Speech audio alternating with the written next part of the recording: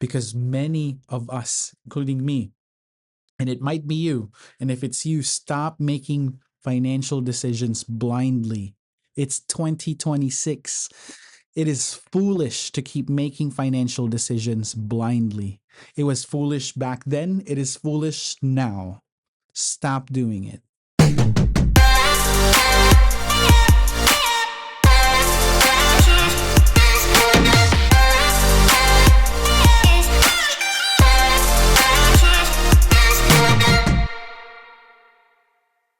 Hi, everyone. Welcome to the Behavior Shift podcast. Welcome to the first episode of this year. I plan to be more active and to do this more consistently this year. So help me keep myself on track. And today we are going to talk about wealth building strategies. We identified that one of the four popular topics that we have on LinkedIn is this, along with other ones. And I wanted to start with this first because I'm super excited to just introduce a framework that I've been working on and something that I've been working on and honing and clarifying and making sure that it makes sense. And I think it does. You tell me in the comment section below after all of this if this framework makes sense to you. So let me just get right on it. I have a script here to keep me on track. So just to help me just help me get started, warm up. And because I'm sure you hear this often, it is very awkward to talk on a mic on a small camera and not seeing how my audience are uh, are receiving the information that I'm saying. I digress. It is something that I'm still getting used to. So let's get right on it.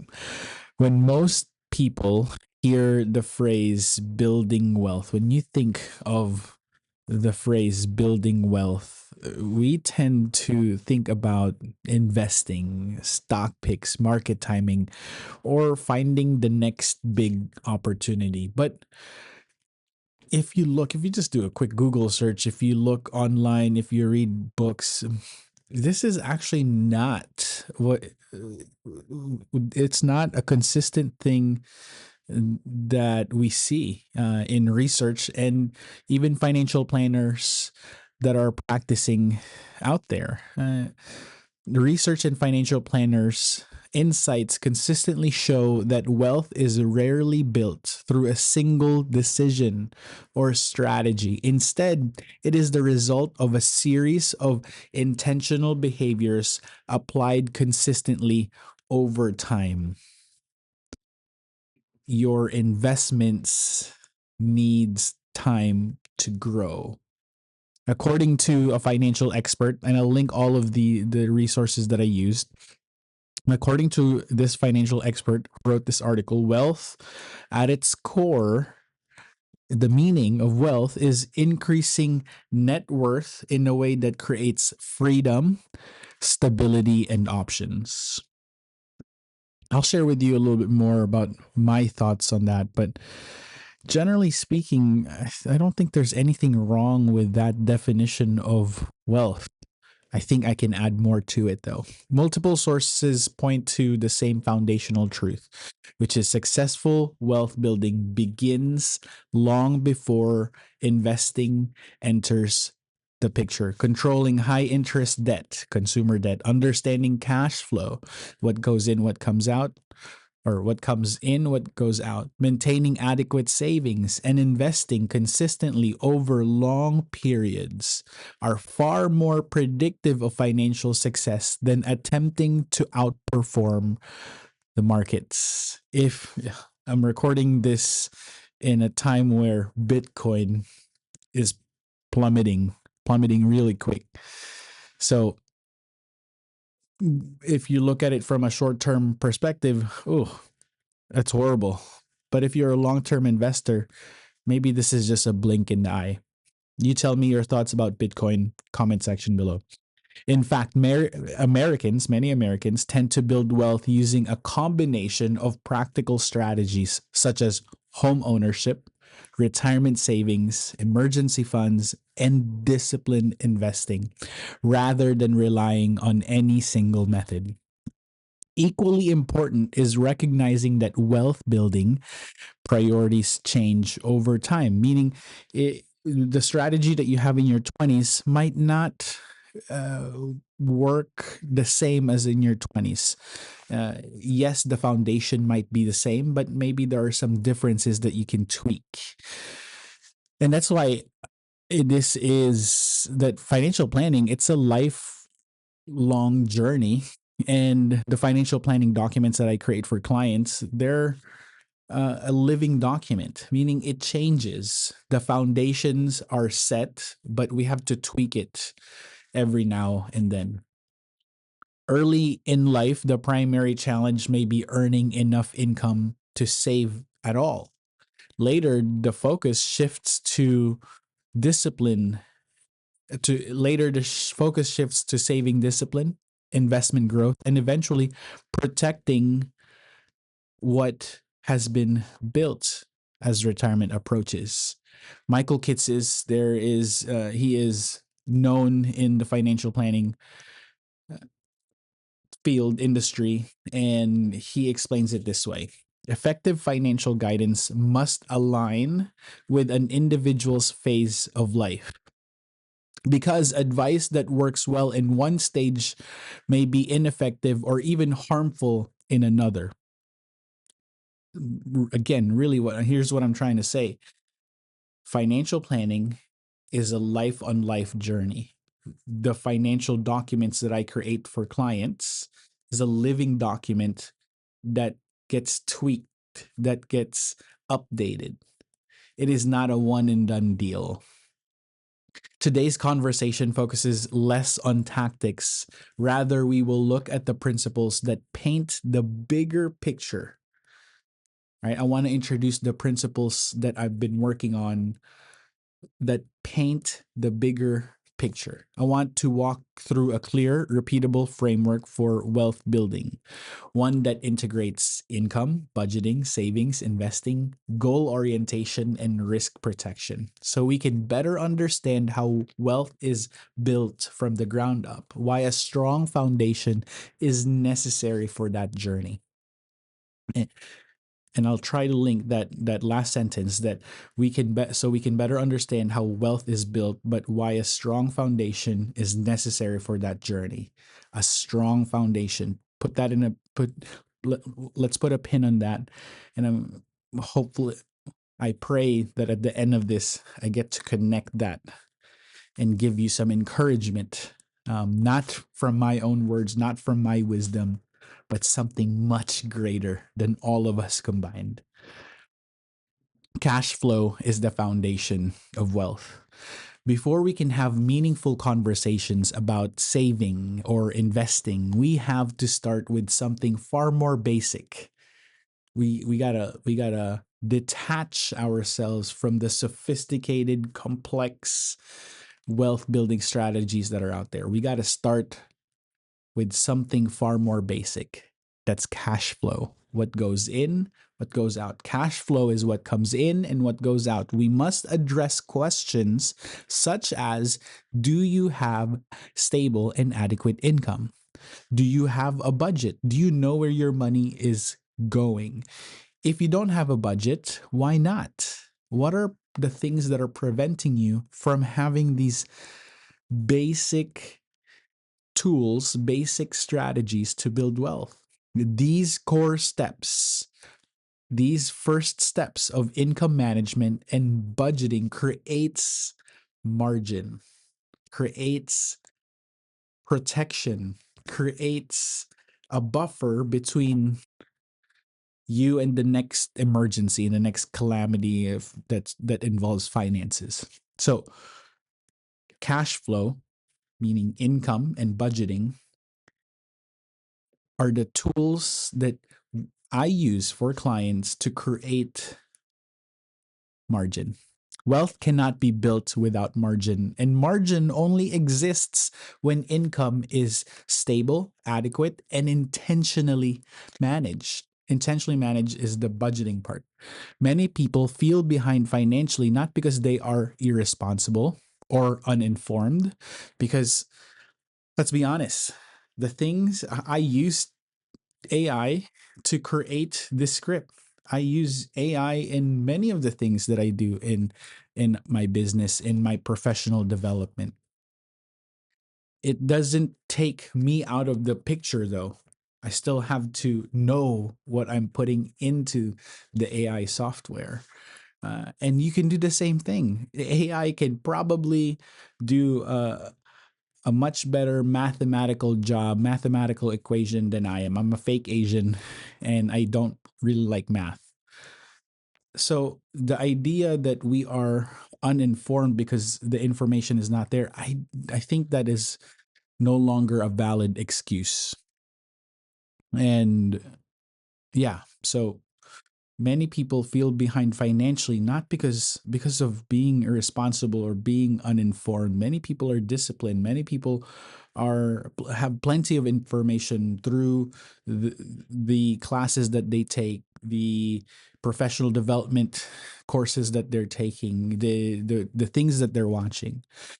But these people, eh, they feel behind because they simply do not yet have enough income or clarity around their income to create. And without that, it's hard to create a space for wealth building behaviors. For example, often when I'm looking at a budget and when I'm talking to a client and they've done everything that they can to decrease their expenses, the next thing to do is to increase income, is to prioritize the things that needs to be done to um, better or increase the income of this individual.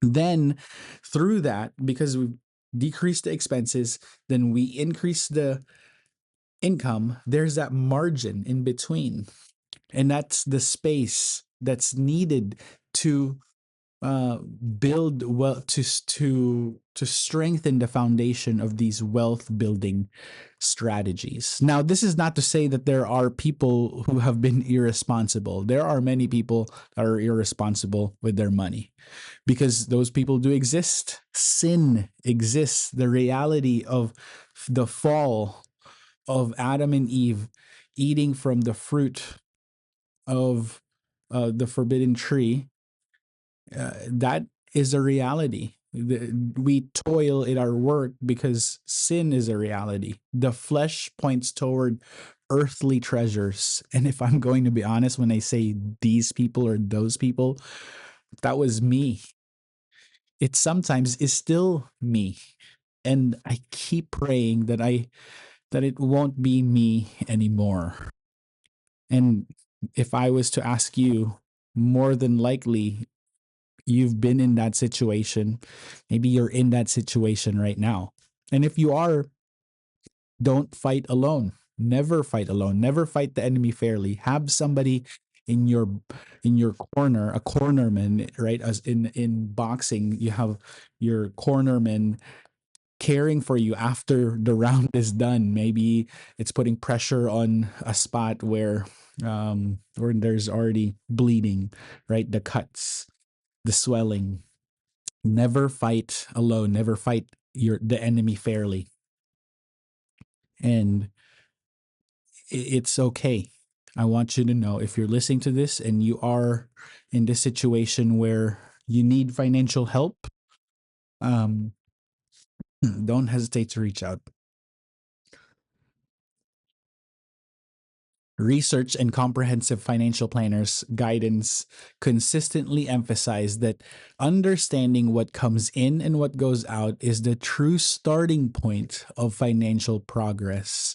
Think of land navigation. My time in the army, land navigation, you need to have a starting point.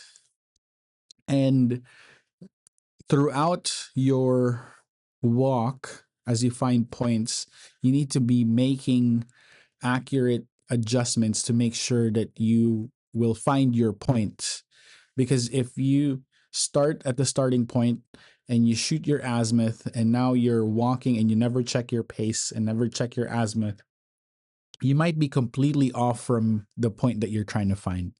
So, in financial planning, the true starting point of financial progress begins with cash flow management, with income management and budgeting. Budgeting, when done well, is not about restriction or deprivation. It is about awareness, direction, and being able to say yes to the things that you actually want to do. Because if your budget is filled with all the things that you've paid that you wanted at one point, and now it's set in that, oh man, why did I even purchase this thing? And now you have to repay that debt, and often those things don't provide lasting satisfaction. So budgeting, when done well, is not about restriction or deprivation. It is about awareness, direction, and being able to say yes to the things that you actually want to do. Without a clear view of income and expenses, individuals are left reacting to money rather than stewarding it intentionally.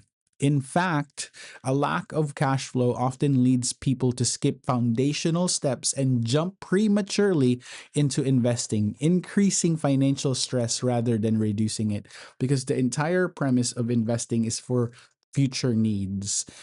Income management and budgeting and savings, therefore, the short term and midterm needs. Investing is for long term. And if you skip the income management, the budgeting, and the savings, and you jump immediately into investing because maybe you have that the fear of missing out. Maybe you've been watching too much of TikTok or YouTube or Instagram, and you've been listening to the wrong people, and now you have this urge that, oh, I need to invest because I'm missing out on something. If that if you skip the foundational steps of income, budgeting, and savings, and you jump into investing because of FOMO, that increases financial stress, and it, instead of reducing it. This is why income and budgeting must be treated as foundational steps of wealth building strategies. They must not be merely be seen as administrative tasks or nice to-dos. As Martin, one of the articles that I am using for this for my notes, he says long-term wealth is built through consistent habits and decisions that align income with intentional planning, not through market speculation or financial shortcuts. Until income exceeds expenses, meaning until you have a surplus in your expense from your income because your expenses are low, and it's directed with purpose, saving and investing will always feel difficult or unsustainable. If you have income and your budget and your expenses in your budget is more than what's the money that's coming in, it's very hard to save. In turn, it's very hard to invest. So until income exceeds expenses and is directed with purpose, with intentionality, saving and investing will always feel difficult or unsustainable. Cash flow is not just the starting point of wealth, it is the foundation, it is the bedrock, it is the starting point, it is the solid foundation that supports and carries the weight of everything. Cash flow is not just the starting point of wealth, it is the foundation that supports and carries the weight of everything that comes after. Saving and investing fuels and fills the wealth engine. Once cash flow is stabilized and income is being directed intentionally, the next critical step in building wealth is savings. Savings are not the destination. You can't put all your money into savings. You can't put all your money in the safe. You can't put all your money into just your checking and savings account. Why? And if you know the answer, comment in the section below. They are the fuel, savings, they're the fuel that makes long term investing possible. Without adequate savings, financial progress remains fragile. Why? Because it can easily be disrupted by emergencies, job changes, or unexpected expenses, even starting a business. The research is clear that consistent saving over time is one of the most reliable predictors of wealth accumulation. A simple formula emerges across multiple sources. Regular contributions applied consistently in given time creates the conditions for long-term growth. I wrote something as I was prepared for this. I think it is helpful. There is in this book, this is a book by Jim Neuheiser, and in page 59, he says, why do some people earn more than others? What can be done to increase one's income from vocation? God's word gives a simple twofold answer: work hard and work smart.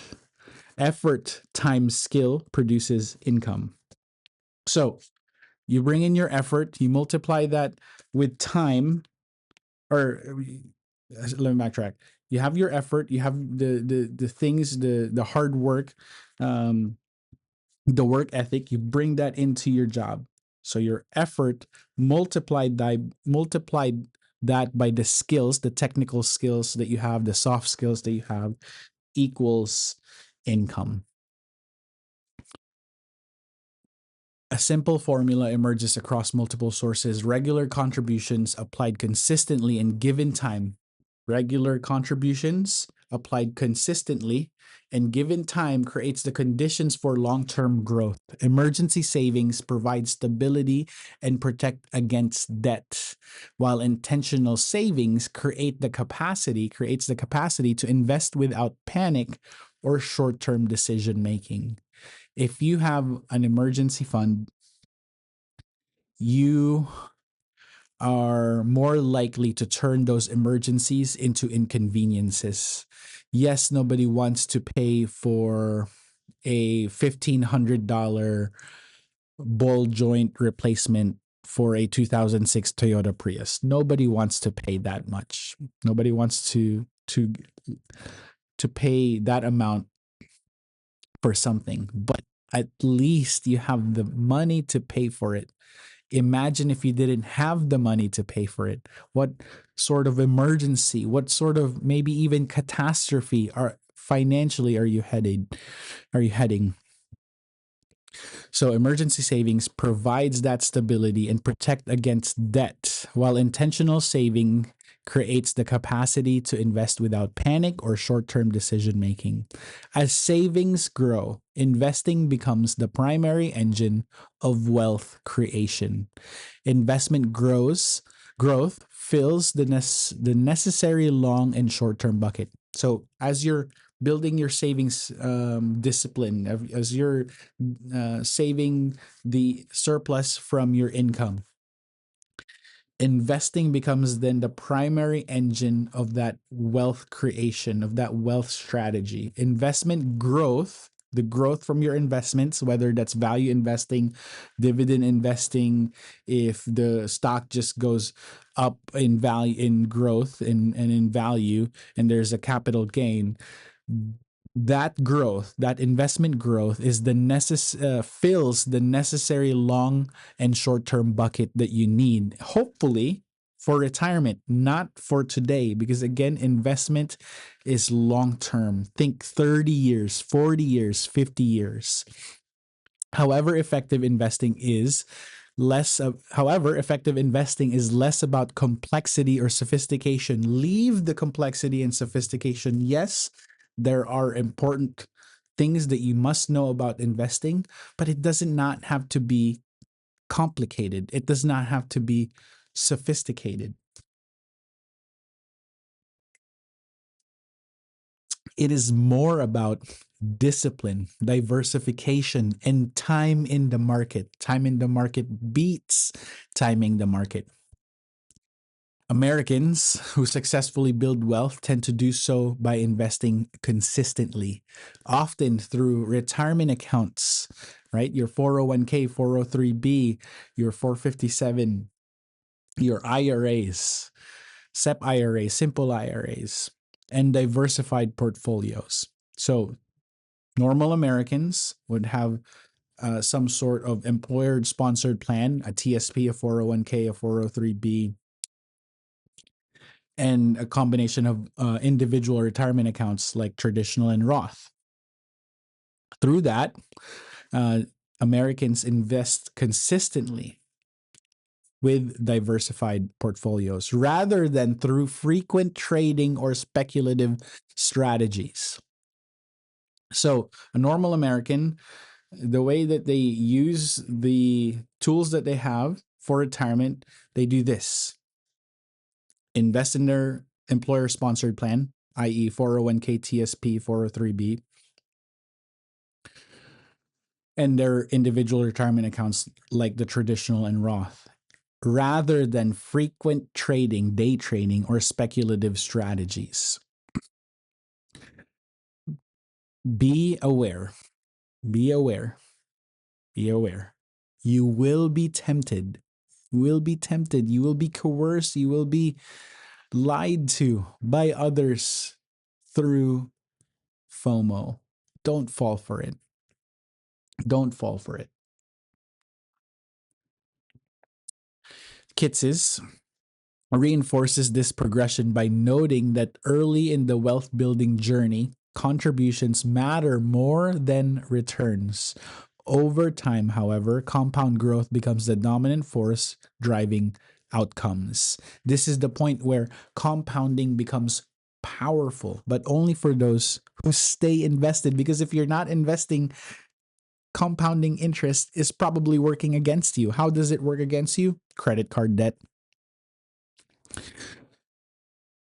Compounding is a powerful tool, but yes, it can work against you.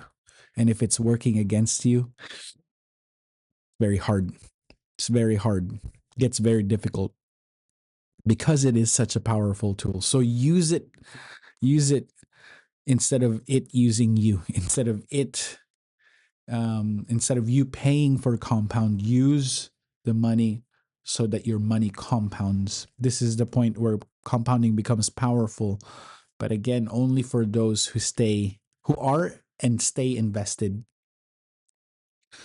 When approached with patience and purpose, long-term investing serves as the engine that converts steady saving into enduring financial security. The shift underscores why saving and investing must be viewed as a connected system. It's like a cycle. You save, and then you invest. Then you save, and then you invest, and you save and you invest. This cycle, this shift underscores why saving and investing must be viewed as a connected system working together in a cycle. Savings create the opportunity to invest. Investing allows the time and compounding to do the heavy lifting. When savings and investing are aligned, wealth becomes the byproduct of consistency rather than prediction. Direction and protection sustain wealth. So far we've talked about income, budgeting, savings, and investing. And in this framework, there is this handrail, and that there is this goal at the end of this staircase. And I'll show that to you in an image. And this handrail acts as that risk management, and that doorway is the goal, is the purpose. Because if you do all of this and you don't have a direction of going, then this all futile. It's all for nothing. As wealth begins to accumulate through consistent saving, and long-term investing, a new question emerges. What is this money actually for, and how is it protected? Without clear direction, financial progress can become fragmented, reactive, or even counterproductive. Goals based planning gives wealth purpose by aligning financial decisions with intentional outcomes, whether that is retirement readiness, family security, generosity, or long term flexibility. Research shows that normal Americans who successfully build wealth to do so by combining multiple strategies over time, tweaking it, changing it, updating it, but maintaining that foundation and adapting those strategies to their life stage and priorities. Equally important is protecting the progress that has been made, because if you don't have a risk management plan for your financial in your financial plan, if you don't have risk management in your financial plan, doesn't matter how awesome your calculations are. One catastrophic emergency hits your financial plan and it wipes all those calculations. An unexpected death, a disability, um, long-term disability, all those calculations out the window. So equally important is protecting the progress that has been made. As portfolios grow, because of long term investing, because of diligent savings and intentional investing, the cost of disruption increases. Kitces emphasizes that the later stages of wealth building require a shift in focus from maximizing growth to managing risk and preserving the ability to reach key milestones.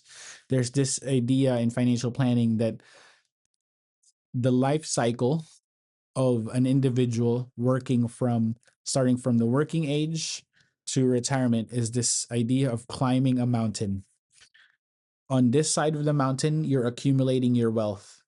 As you are about to reach, and when you reach that, the alpine, you're preserving your wealth. And then the other side of the mountain is where you are decumulating the assets that you've earned and saved and invested. All of those phases are important. It is important for you to do that well, because again, any any good calculations, any mathematical equations that you put into your financial plan, if you stumble and you start falling and you injure yourself, that catastrophic risk just wipes the calculations out the window. So I want to put emphasis that, again, the later stage of financial planning or wealth building requires a shift in focus. This is what Kitces emphasizes, from maximizing growth to managing risk and preserving the ability to reach key milestones, whatever those are for you. Market volatility. Volatility is the ups and downs of an investment like Bitcoin, right? Or the stock market introduces a little bit more volatility than the others. Market volatility, unexpected life events, or health related disruptions can derail even well funded plans if risks are left unmanaged. This is where insurance and risk management move from being peripheral considerations to central components of a sustainable wealth building strategy. The United States Securities and Exchange Commission reinforces that long term financial success depends not only on disciplined investing, but also on safeguarding and protecting assets and income against foreseeable risks. Can you protect all of it? No, you can't. You can't have a fully guaranteed protection, not at all, because life will throw things at you. We live in a wicked and evil world. But we must protect it. We must safeguard it from foreseeable risks. We must do risk management. We must incorporate risk management to your financial plan. But all adequate insurance, whether life, disability, health, or property coverage, serves to protect both the family and the financial plan itself. When I talk about insurance here, I'm not talking about the Apple Care insurance on your phone. I'm talking about insurance for the big things that will impact not just only you, but your family members, your friends, your church, When goals provide direction and insurance provides protection, wealth is no longer built by chance, because many of us, including me, and it might be you, and if it's you, stop making financial decisions blindly. It's 2026. It is foolish to keep making financial decisions blindly. It was foolish back then, it is foolish now. Stop doing it. When goals provide direction and insurance provide protection, wealth is no longer built by chance. It is stewarded intentionally, preserved thoughtfully, and positioned to serve its purposes over time.